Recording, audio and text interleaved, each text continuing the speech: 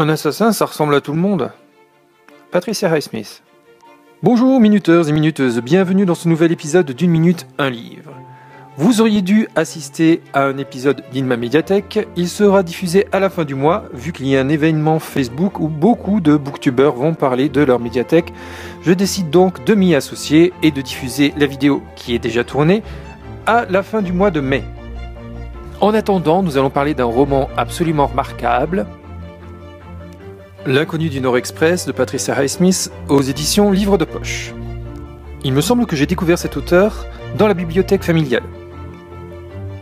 Et j'ai décidé ensuite de la lire en empruntant ses romans à la médiathèque.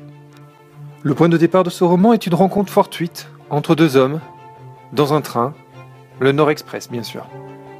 Le premier homme s'appelle Guy Haynes, il est architecte. Son seul souci dans la vie, c'est sa femme. Elle le trompe un petit peu avec tout le monde, et lui n'a qu'une seule idée, c'est divorcer. Le deuxième homme, c'est Charles Anthony Bruno. C'est un beau gosse, un peu fou, charmeur. Son seul souci, c'est son père. Il a des relations absolument conflictuelles avec lui. Son désir secret, s'en débarrasser. Au cours de la conversation dans le train, Charles dit « Une idée formidable !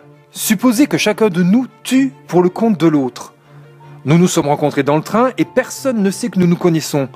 Nous avons chacun un alibi parfait, un alibi sans la moindre fissure. » Si l'idée de l'échange de meurtres n'est pas inédite, Patricia Highsmith en a un traitement exceptionnel. Elle arrive à créer un suspense psychologique tendu du début jusqu'à la fin. Évidemment, l'un des deux hommes va commettre le meurtre. Pour l'autre, c'est une véritable descente aux enfers qui commence. La culpabilité est double. Il a désigné la victime et il doit aussi faire sa part du travail. Comment se sortir de cette situation? Doit-il céder? Doit-il tout avouer? Patricia Highsmith dissèque comme personne les errances de l'âme humaine. La relation qui se tisse entre les deux hommes est d'une noirceur absolue. Elle s'imprègne en nous et nous touche en plein cœur. Vous l'aurez compris, pour moi, ce roman est une pierre angulaire de ma vie de lecteur. Il y a un avant et un après. Vous devez le lire. Alfred Hitchcock lui-même ne s'y est pas trompé. Il a adapté ce roman et Patricia Highsmith considère que c'est la meilleure adaptation qui ait été faite d'un de ses livres. Le film est très différent du livre, mais demeure excellent. Ceci prouve bien qu'une adaptation peut être réussie, sans trahir une œuvre, mais en lui étant infidèle. Voilà, une minute un livre, c'est terminé pour cette semaine. N'hésitez pas à me dire en commentaire si vous connaissez des adaptations cinématographiques de livres réussis.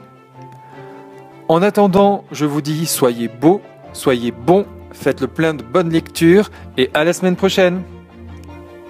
Ciao.